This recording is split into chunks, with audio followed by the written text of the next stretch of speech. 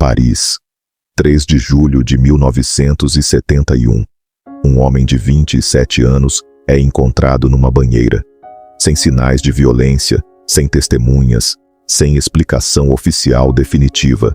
O mundo achou que havia perdido um roqueiro, mas o que morreu naquela banheira em Paris era muito mais complicado do que isso. Jim Morrison não era um cantor de rock que lia filosofia nas horas vagas. Era um homem que tentou transformar Nietzsche em performance ao vivo, que subiu num palco todas as noites não para se apresentar, mas para se destruir diante de milhares de pessoas, e que no final morreu exatamente como Nietzsche teria previsto que ele morreria, longe do palco, sozinho, em silêncio. Bem-vindo ao arquivo. Existe uma versão de Jim Morrison que a cultura pop vendeu muito bem. O rockstar belo e selvagem, o sex symbol dos anos 60, o bad boy que bebia demais e tirava a roupa em cima do palco.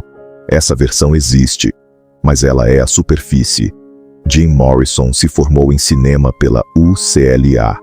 Leu Nietzsche, William Blake, Arthur Rimbaud e Antonin Artaud antes de escrever sua primeira música.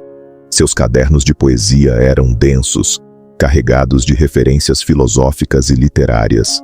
Ele dizia: "Eu me interesso por tudo que está em movimento, em crescimento ou está em processo de mudança."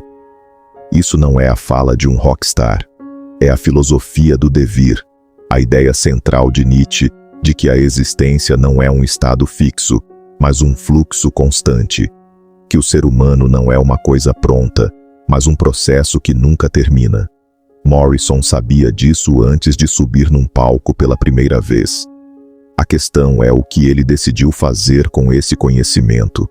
Para entender Jim Morrison, você precisa entender uma distinção que Nietzsche fez em 1872, no seu primeiro livro, O Nascimento da Tragédia.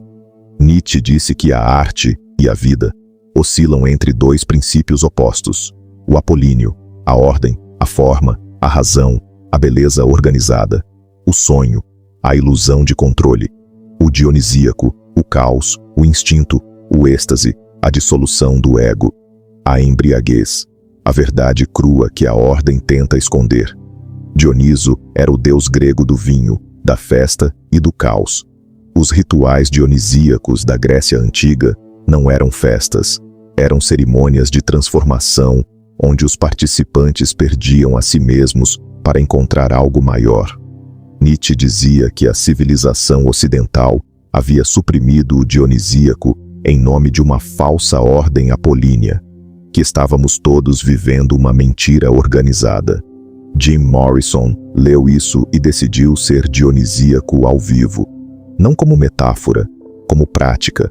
Cada show era uma tentativa de quebrar o apolíneo, a plateia comportada, o setlist organizado, a performance ensaiada, e liberar algo caótico, instintivo e verdadeiro no lugar. Às vezes funcionava. Quando funcionava, as pessoas presentes descreviam a experiência como algo que as mudava permanentemente por dentro. Às vezes não funcionava, e Morrison ficava bêbado no palco, murmurava palavras sem sentido, provocava a plateia até o limite do insuportável. Nietzsche teria dito que a diferença entre os dois era o grau de controle consciente sobre o dionisíaco, que o verdadeiro artista não se deixa consumir pelo caos, ele o canaliza. Morrison raramente conseguia fazer isso de forma consistente, e essa inconsistência era tanto sua maior genialidade quanto sua maior tragédia. Mas Nietzsche não era o único filósofo dentro de Jim Morrison. Havia outro, menos famoso, muito mais radical. Antonin Artaud foi um dramaturgo e teórico francês do início do século XX que criou o conceito de teatro da crueldade. E antes que você imagine tortura ou sadismo, a crueldade de Artaud não era física, era existencial. Artaud dizia que o teatro convencional era morto, que colocar pessoas numa sala escura para assistir a uma performance era uma mentira confortável, entretenimento disfarçado de arte. O teatro verdadeiro para Artaud precisava agredir, precisava transformar, precisava destruir a separação entre o performer e o público, entre a arte e a vida, entre o palco e o mundo real. O espectador não poderia sair igual ao que entrou. Se saísse igual, o teatro havia falhado. Morrison conhecia Artaud profundamente e levou o teatro da crueldade para o rock de uma forma que nenhum artista havia feito antes. Seus shows não tinham setlist fixo. Morrison podia parar no meio de uma música e ficar em silêncio por minutos. Podia começar a recitar poesia.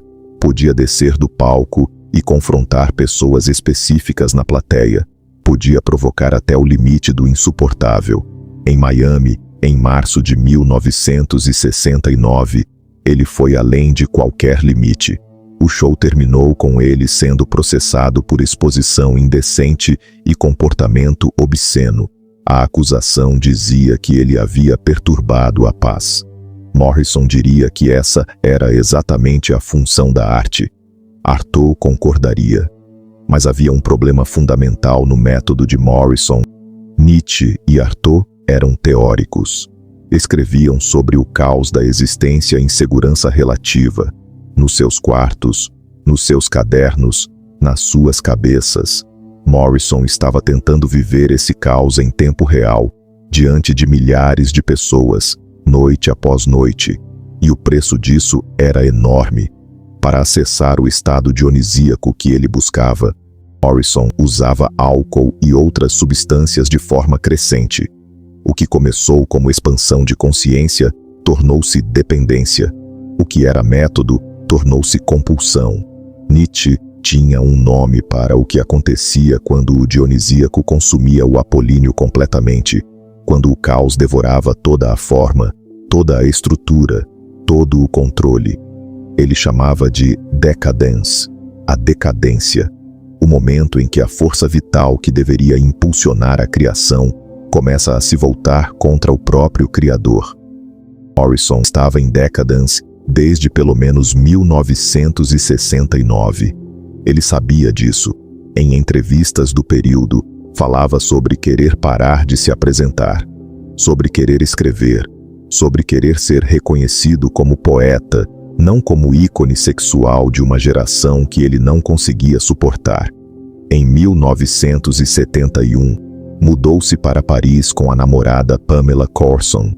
Parou de beber, dizem alguns. Começou a escrever de novo. Talvez estivesse tentando encontrar o equilíbrio que nunca havia conseguido no palco. Não teve tempo. Existe uma ironia filosófica profunda na morte de Jim Morrison, que raramente é comentada. Um homem que construiu toda uma identidade em torno da performance pública, do ritual coletivo, da cerimônia compartilhada com milhares de pessoas, morreu completamente sozinho, sem plateia, sem ritual, sem testemunhas, numa banheira, num apartamento em Paris, a quilômetros de qualquer palco.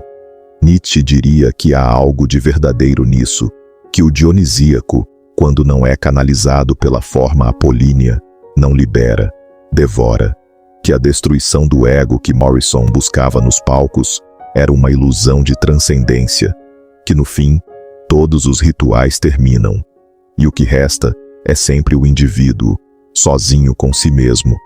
Artaud morreria pobre e internado num hospício em 1948, esquecido pelo mundo cultural que havia tentado transformar. Morrison morreria rico e famoso, mas igualmente sozinho, igualmente distante da arte que havia imaginado fazer. O arquivo guarda os dois. Guarda o Morrison do palco, o dionisíaco em êxtase, a cerimônia, o ritual, o caos organizado em música. E guarda o Morrison da banheira, o homem que sabia demais sobre filosofia para se iludir com o que estava fazendo, e que não sabia o suficiente sobre si mesmo para encontrar outra saída. É nessa fratura entre os dois que a filosofia mais importa.